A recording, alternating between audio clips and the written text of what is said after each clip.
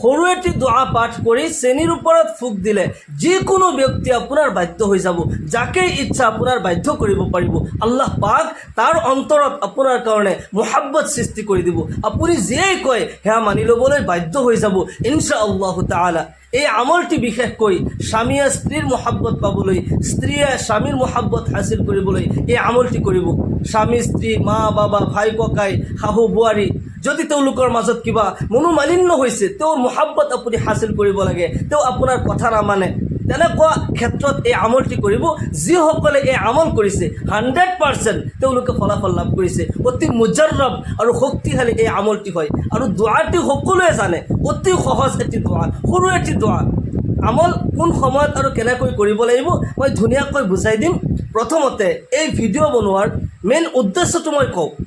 এই ভিডিঅ' বনোৱাৰ মেইন উদ্দেশ্যটো হৈছে আজিৰ তাৰিখত বহুত সংসাৰত অশান্তি হৈ আছে, বহুত ফেমিলি এনেকুৱা হৈছে মা বাবাৰ কিছু ভুলৰ কাৰণে ল'ৰা ছোৱালী এতিমৰ জীৱন, লাৱাৰিছৰ জীৱন অতিবাহিত কৰিছে। স্বামী স্ত্ৰীৰ মাজত মনোমালিন্য হৈছে, স্ত্ৰীয়ে স্বামীক ভাল নাপায়, স্বামীক সময় দিব নোৱাৰে, বাহিৰত ক'ৰবাত পৰপুৰুষৰ লগত সময় দিয়ে, চিক্ৰেট ৰিলেশ্যনশ্বিপ ৰাখে। তেনেকুৱা নাৰীক বাধ্য কৰিবলৈ, তেনেকুৱা স্ত্ৰীক বাধ্য কৰিবলৈ স্বামীয়ে এই আমলটি কৰিব। ইনশাআল্লাহ আপোনাৰ স্ত্ৰী আপোনাৰ বাধ্য হৈ যাব, আপোনাক মহাব্বত কৰিব, আপুনি যিয়েই কয় সেয়া মানি ল'বলৈ বাধ্য হ'ব। বহুত ফেমিলি এনেকুৱা আছে যে স্বামীয়ে স্ত্ৰীক ভাল নাপায়, স্ত্ৰীক সময় নিদিয়ে, বাহিৰত সময় দিয়ে, গোপন সম্বন্ধ ৰাখে। তেনেকুৱা স্বামীক বাধ্য কৰিবলৈ স্ত্ৰীয়ে এই আমলটি কৰিব। বহুত ফেমিলি এনেকুৱা আছে যে মা বাবাক ল'ৰা ছোৱালীয়ে ভাল নাপায়, ল'ৰা ছোৱালীয়ে মা বাবাক মহাব্বত নকৰে, মা বাবাৰ কথা নুশুনে। বহুত ল'ৰা ছোৱালী এনেকুৱা আছে, তেওঁলোকে নিজেই বুজি পায়, নিজেই সকলোতকৈ ডাঙৰ হয়, নিজৰ ডিচিশ্যনটোৱে শ্ৰেষ্ঠ বুলি ভাবে। মা বাবাৰ অবাধ্য সন্তানৰ কাৰণে মা বাবাই এই আমলটি কৰিব পাৰে। অথবা কোনো সন্তান এনেকুৱা আছে, বহুত কিছুমান ফেমিলি এনেকুৱা আছে যে মা বাবাই সকলো ল'ৰা ছোৱালীক সমান চকুৰে নাচায়। মনত ৰাখিব, এয়া হুকুকুল ইবাদ হয়। সকলো ল'ৰা ছোৱালী আপুনিতো জন্ম দিছে, আপোনাৰ কাৰণে ফৰজ হৈছে যে সকলোকে সমান চকুৰে চোৱা। বহুত ফেমিলি এনেকুৱা আছে, এনেকুৱা বহুত কেছ মই পাইছোঁ যে কোনোবা ল'ৰা ছোৱালীক ধন সম্পত্তি চব দিয়ে আৰু কাৰোবাক একোৱেই দিব নিবিচাৰে, চাবই নিবিচাৰে। তেনেকুৱা মা বাবাক বাধ্য কৰিবলৈ সন্তানে এই আমল কৰিব পাৰে। মনত ৰাখিব, যিদৰে সন্তানে মা বাবাৰ খিদমত কৰিব লাগে, খিদমত কৰাটো জৰুৰী হয়, ঠিক তেনেদৰে মা বাবায়ো সকলো সন্তানক সমান চকুৰে চাব লাগে। মা বাবাইতো ল'ৰা ছোৱালীক মহাব্বত কৰে, কিন্তু কিছুমান মা বাবা এনেকুৱা আছে যিসকলে নেকি সকলো ল'ৰা ছোৱালীক সমান চকুৰে নাচায়। যাৰ ধন সম্পত্তি বেছি আছে তাকে বেছি মহাব্বত কৰে, কিছুমান স্বাৰ্থত পৰি যায়।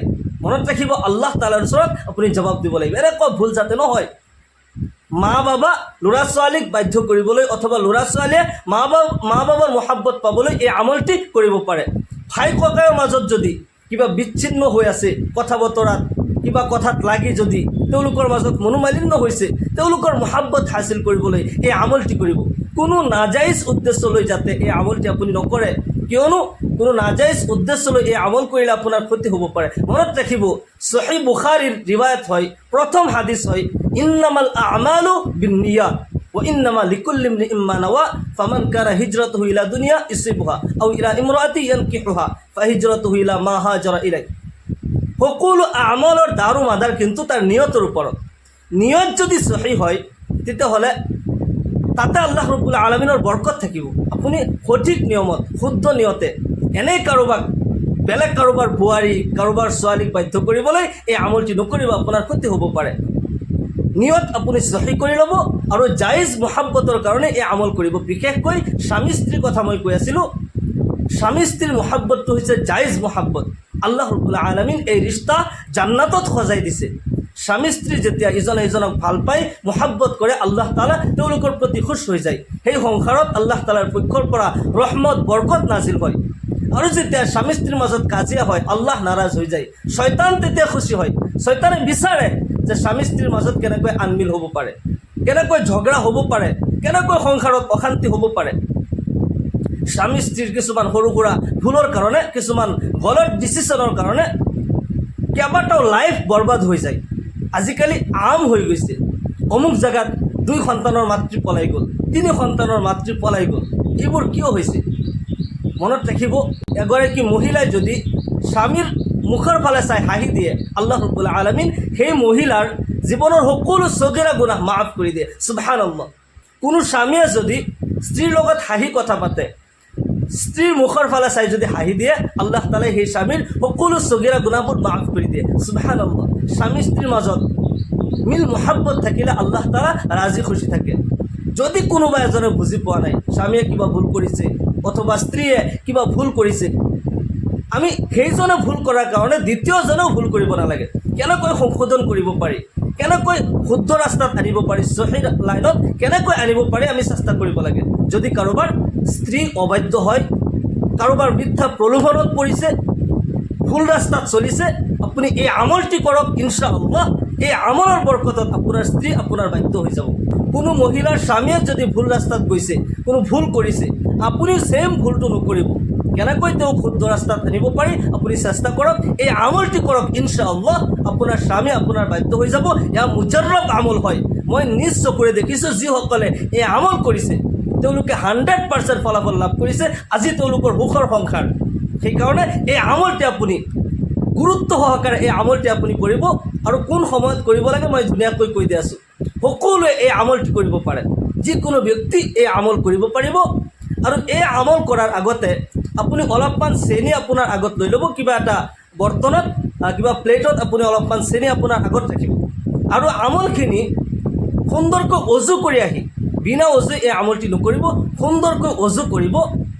ৰাসূলুল্লাহ সাল্লাল্লাহু আলাইহি ওয়াসাল্লাম ইৰশাদ কৰে, মোৰ যিসকল উম্মতে সুন্দৰকৈ অজু কৰে আল্লাহ তাআলাৰ পক্ষৰ পৰা তেওঁলোকৰ কাৰণে দুটা পুৰস্কাৰ দিয়া হয়। মনত ৰাখিব, আল্লাহৰ নবী সাল্লাল্লাহু আলাইহি ওয়াসাল্লামে কৈ আছে দুটা পুৰস্কাৰ সুন্দৰকৈ অজু কৰিলে। এক নম্বৰ হৈছে যে আল্লাহ তাআলাই তাৰ অজুৰ অংগৰ দ্বাৰা যিমান গুনাহ হৈছিল, হাত ভৰি চেহেৰা এইবোৰৰ দ্বাৰা যিমান পাপ কৰিছিল, যিমান সগীৰা গুনাহ কৰিছিল, আল্লাহ তাআলাই মাফ কৰি দিব।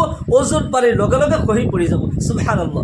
দ্বিতীয় নম্বৰ পুৰস্কাৰ হৈছে যিসকলে সুন্দৰকৈ অজু কৰে কিয়ামতৰ দিনাখন তেওঁলোকৰ অজুৰ অংগবোৰ নূৰৰ দৰে জিলিকি থাকিব। আল্লাহু আকবাৰ। ৰাসূলুল্লাহ সাল্লাল্লাহু আলাইহি ওয়াসাল্লাম ইৰশাদ কৰে, মই দূৰৰ পৰা দেখিলেই চিনি পাই যাম সেইসকল মোৰ উম্মত হয়, আৰু মই শাফাআত কৰি আল্লাহৰ জান্নাতত লৈ যাম। সুবহানাল্লাহ। সেইকাৰণে যেতিয়া অজু কৰে সুন্দৰকৈ অজু কৰিব, এক এক অংগ 3বাৰকৈ ধুব। মনত ৰাখিব, আপুনি নিয়ত কৰিব, ইয়া আল্লাহ মই এই হাতেৰে যিমান গুনাহ কৰিছিলোঁ তুমি মাফ কৰি দিয়া। আপুনি এটা নেক আমল কৰিবলৈ গৈ আছে। স্বামী স্ত্ৰীৰ মহাব্বতটো হৈছে এটি ইবাদত। স্বামী স্ত্ৰীৰ মাজত যদি মহাব্বত থাকে, ইজনে সিজনক ভাল পাই মহাব্বত কৰে, এইটো এটা ইবাদত হয়। সেইকাৰণে আপুনি নেক আমল কৰিবলৈ গৈ আছে, সুন্দৰকৈ অজু কৰিব, ইয়া আল্লাহ এই দুই হাতেৰে মই যিমান গুনাহ কৰিছোঁ তুমি মাফ কৰি দিয়া। মনে মনে ভাবিব। আৰু প্ৰত্যেক অংগ ধোৱাৰ আগত বিছমিল্লাহ পঢ়াটো অজুৰ সুন্নত হয়। আপুনি যদি এই আমল নকৰে মনে মনে ভাবিব এই হাতেৰে যি গুনাহ কৰিছিলোঁ তুমি মাফ কৰি দিয়া। কুলি কৰোঁতে মুখৰ দ্বাৰা যিমান বেয়া কথা কৈছিলোঁ তুমি মাফ কৰি দিয়া। নাকেৰে যিমান গুনাহ হৈছিল তুমি মাফ কৰি দিয়া। চেহেৰাৰ দ্বাৰা যিমান গুনাহ হৈছিল তুমি মাফ কৰি দিয়া। হাতৰ দ্বাৰা যিমান গুনাহ হৈছিল তুমি মাফ কৰি দিয়া। মূৰৰ দ্বাৰা যিমান গুনাহ হৈছিল তুমি মাফ কৰি দিয়া। ভৰিয়ে যিমান পাপ জেগাত গৈছিল তুমি মাফ কৰি দিয়া। মনে মনে ভাবিব সকলো অংগৰ গুনাহ আল্লাহ তাআলাই মাফ কৰি দিব। আপুনি আমলটি কৰাৰ আগে আগেই আপোনাৰ গুনাহবোৰ মাফ হৈ যাব, আপুনি নিষ্পাপ হৈ যাব। সুন্দৰকৈ উজু কৰি পশ্চিম আকাশৰ ফালে চাই কলিমা শাহাদত পাঠ কৰিব, আশহাদু আল্লা ইলাহা ইল্লাল্লাহু ওয়াহদাহু লা শাৰীকা লাহু ওয়া আশহাদু আন্না মুহাম্মাদান আবদুহু ওয়া ৰাসূলুহু। পশ্চিম আকাশৰ ফালে চাই অজুৰ পিছত আকাশৰ ফালে চাই কলিমা শাহাদত পাঠ কৰিলে আল্লাহৰ নবী সাল্লাল্লাহু আলাইহি ওয়াসাল্লাম ইৰশাদ কৰে, আল্লাহ তাআলাই সেই ব্যক্তিৰ কাৰণে জান্নাতৰ সকলো দুৱাৰ খুলি দিয়ে। সেই ব্যক্তি আল্লাহৰ জান্নাতৰ যিকোনো দৰজা দি ইচ্ছা কৰিলে প্ৰৱেশ কৰিব পাৰিব। সুবহানাল্লাহ। সেইকাৰণে এই আমল আপুনি কৰিব। ইয়াৰ পিছত আপুনি কোনো এক নিৰ্জন স্থানত, আপোনাৰ ঘৰত য'ত নেকি নিৰ্জন হয়, যিটো কোঠালিত কোনো নাযায়, সেই ৰুমত আপুনি সোমাই যাব। আৰু দিন কিংবাতো ৰাতি যিকোনো সময়তে এই আমল কৰিব পাৰে। বিশেষকৈ ৰাতি কৰিলে বেছি ভাল হয়। ৰাতি তাহাজ্জুদৰ সময়ত যদি এই আমলটি কৰে, তাহাজ্জুদৰ সময় অত্যন্ত ফজিলতপূৰ্ণ এটি সময় হয়। এই সময়ত আল্লাহ ৰাব্বুল আলামিন পৃথিৱীৰ আসমানত আগমন কৰে আৰু বান্দাক মাতি মাতি কয়, হে মোৰ বান্দাসকল, কাৰ কি প্ৰয়োজন হৈছে, কোনে ক্ষমা প্ৰাৰ্থনা কৰিছা, মই তোমাৰ জীৱনৰ গুনাহবোৰ মাফ কৰি দিম। কোন পেৰেচানীত আছা, মই সকলো পেৰেচানী দূৰ কৰি দিম। কিমান মুস্কিলাত আছে সকলো আসান কৰি দিম। তুমি কি বিচৰা, তোমাৰ জীৱনৰ সপোনবোৰ পূৰা হোৱা নাই, মোৰ ওচৰত দোৱা কৰা। আল্লাহ কাজা, কাৰ কি লাগে, কাৰ কি প্ৰয়োজন। আল্লাহ ৰাব্বুল আলামিন সেই সময়ত প্ৰথম আসমানত আহি বান্দাক মাতি মাতি কয়। সেই সময়ত গোটেই পৃথিৱী নীৰৱ হৈ যায়। আপুনি আল্লাহ তাআলাৰ মুহাব্বতত সেই সময়ত উঠি সুন্দৰকৈ অজু কৰি 2 ৰাকাত কমচে কম তাহাজ্জুদৰ নামাজ পঢ়ি আল্লাহৰ পৰা যে বিচাৰে আল্লাহ তাআলাই আপোনাক দান কৰিব। তাহাজ্জুদৰ নামাজ অতিৰিক্ত 12 ৰাকাত পঢ়িব পাৰি, কমচে কম 2 ৰাকাত পঢ়িব পাৰি। আৰু আল্লাহৰ ৰাসূল সাল্লাল্লাহু আলাইহি সাল্লামে বেছিভাগ ৰিৱায়াতত আহিছে নবী সাল্লাল্লাহু আলাইহি সাল্লাম তাহাজ্জুদৰ নামাজ 8 ৰাকাত পঢ়িছিল। আপুনি কমচে কম 2 ৰাকাত তাহাজ্জুদৰ নামাজ পঢ়ি তাৰপিছত জাই নামাজত বহি তাহাজ্জুদৰ নামাজ পঢ়ি আপুনি দোয়া কৰিব, ইয়া আল্লাহ মই যে আমল কৰিবলৈ গৈ আছোঁ তুমি তাতে কামিয়াবি দান কৰা।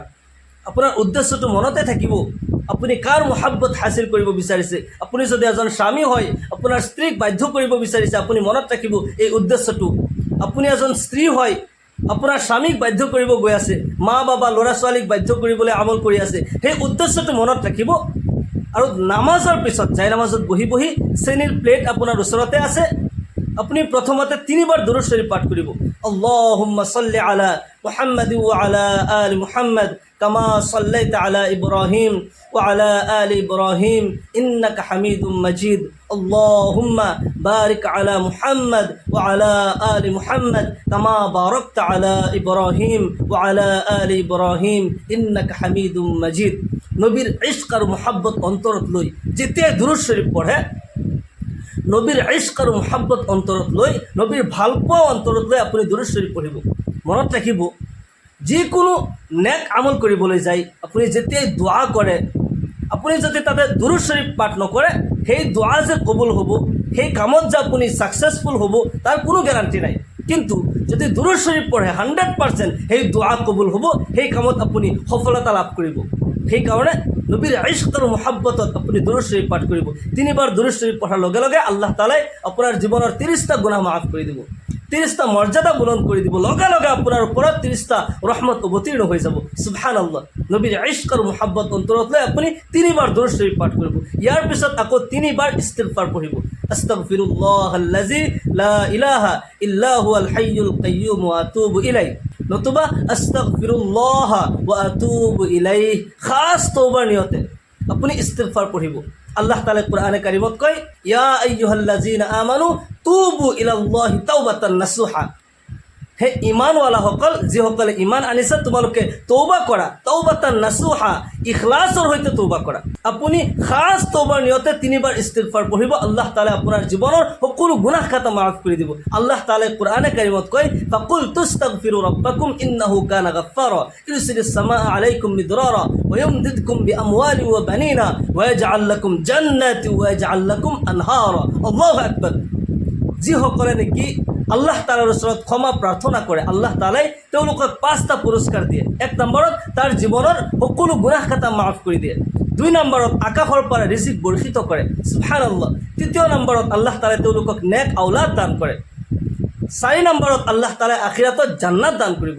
5 নম্বৰত আখিৰাতত এনেকুৱা স্পেচিয়েল জান্নাত সেই ব্যক্তিক দান কৰিব যাৰ তলেদি নহৰ প্ৰবাহিত হৈ থাকে, নহৰ বৈ থাকে। আল্লাহু আকবাৰ। সেইকাৰণে খাস তওবাৰ নিয়তে আপুনি ইস্তিগফাৰ পঢ়িব। ইয়াৰ পিছত চেনীৰ প্লেট যে আপুনি ৰাখি থৈছিল আপোনাৰ আগত লৈ আনিব আৰু পঢ়িব, বিসমিল্লাহিৰ ৰহমানিৰ ৰহিম, বিসমিল্লাহিৰ ৰহমানিৰ ৰহিম, বিসমিল্লাহিৰ ৰহমানিৰ ৰহিম। 786 বাৰ আপুনি বিসমিল্লাহ পঢ়িব লাগিব। বিসমিল্লাহিৰ ৰহমানিৰ ৰহিম 786 বাৰ। 786 সহজত মই কৈ দিছোঁ, 786 বাৰ আপুনি বিসমিল্লাহিৰ ৰহমানিৰ ৰহিম পঢ়িব আৰু চেনীৰ প্লেটত আপুনি ফুক দিব। আপোনাৰ উদ্দেশ্যটো মনত আছে, আপুনি কাৰ মুহাব্বত হাসিল কৰিব বিচাৰিছে তাৰ নাম আপুনি মনত ৰাখিব, তাৰ মাকৰ নাম আপোনাৰ মনত থাকিব আৰু বিসমিল্লাহ পঢ়িব আৰু ফুকাই থাকিব। 786 বাৰ একে বহাত আপুনি পঢ়িব লাগিব। 1 দিনৰ আমল হয়, বহুত দিনৰ আমল নহয়, 1 দিনৰ আমল। তাহাজ্জুদৰ নামাজ পঢ়ি আপুনি জাই নামাজত বহি প্ৰথমতে দুৰূদ 3 বাৰ, তাৰপিছত 3 বাৰ ইস্তিগফাৰ, তাৰপিছত আপুনি চেনীৰ প্লেট আগত আনি বিসমিল্লাহিৰ ৰহমানিৰ ৰহিম পঢ়ি থাকিব। আৰু এক হাতত যদি আপুনি যদি হিচাপ নাথাকে এক হাতত তসবিহ লৈ ল'ব, তেওঁ তসবিহ লৈ লৈ পঢ়িব আৰু ফুকাই থাকিব। যিমান বাৰ পঢ়িব সিমান বাৰ আপুনি ফুকাই থাকিব। বিসমিল্লাহৰ ইমানেই বৰকত হয়, হাদিস শরীফত আহিছে, কুল্লু আমরিন জি বালিল লাম ইউবদা বিবিসমিল্লাহি ফাহু আক্তা আও আজজাম। প্রত্যেক ভাল কাম যাৰ আৰম্ভণিত বিসমিল্লাহ পঢ়া নহয় সেই কাম আধৰুৱা হৈ যায়, বেবৰকতি হৈ যায়। আৰু যদি বিসমিল্লাহ পঢ়া হয় তেতিয়াহ'লে সেই কামত আল্লাহ তাআলাই বৰকত দান কৰে। আৰু এই আমলটি বিসমিল্লাহৰ আমলেই হয়। আপুনি যিকোনো ব্যক্তিৰ মহাব্বত হাসিল কৰিব বিচাৰিছে এয়া মুজাৰৰব আমল হয়। যিসকলে এই আমল কৰিছে 100% তেওঁলোকে ফলাফল লাভ কৰিছে। আপুনি বেলেগ কোনো বেজ কবিৰাজৰ ওচৰত যাব নালাগে, আপুনি নিজে এই আমল কৰক, তাহাজ্জুদৰ নামাজ পঢ়ি এই আমলটি কৰিব, ইনশাআল্লাহ আপুনি 100% ফলাফল লাভ কৰিব। আপুনি এই আমল কৰি তাৰপিছত এই শ্ৰেণীখিনি আপুনি যাৰ মহাব্বত হাসিল কৰিব বিচাৰিছে তাক আপুনি ইয়াৰ পৰা খুৱাব, আপুনি নিজেও ইয়াৰ পৰা খাব লাগিব। মনত ৰাখিব, যাৰ মহাব্বত হাসিল কৰিব বিচাৰিছে অকল তেওঁ নহয়, তেওঁ খাব লাগিব, আপুনি নিজেও খাব লাগিব। তেতিয়া আল্লাহ ৰব্বুল আলামিন এই বিছমিল্লাৰ আমলৰ বৰকতত আল্লাহ তাআলা উভয়ৰ মাজত মহাব্বত সৃষ্টি কৰি দিব। এই আমলৰ এটা ফায়দা হৈছে যে অকল তেওঁ আপোনাৰ বাধ্য হৈ নাযায়, আপুনিও তেওঁৰ বাধ্য হৈ থাকিব। আপোনাৰ অন্তৰতো তেওঁৰ কাৰণে মহাব্বত সৃষ্টি হ'ব, তেওঁৰ অন্তৰতো আপোনাৰ কাৰণে মহাব্বত সৃষ্টি হ'ব।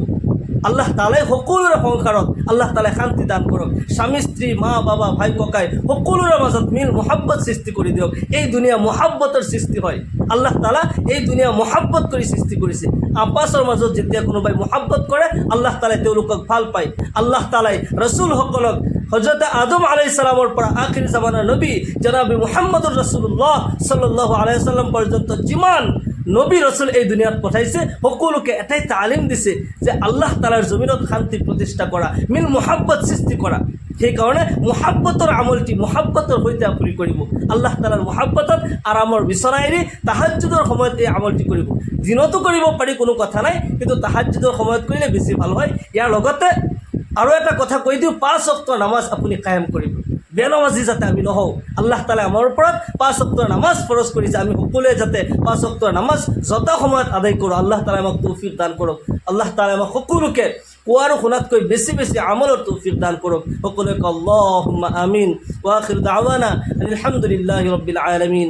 আসসালামু আলাইকুম ওয়া ৰাহমাতুল্লাহি ওয়া বাৰাকাতুহু।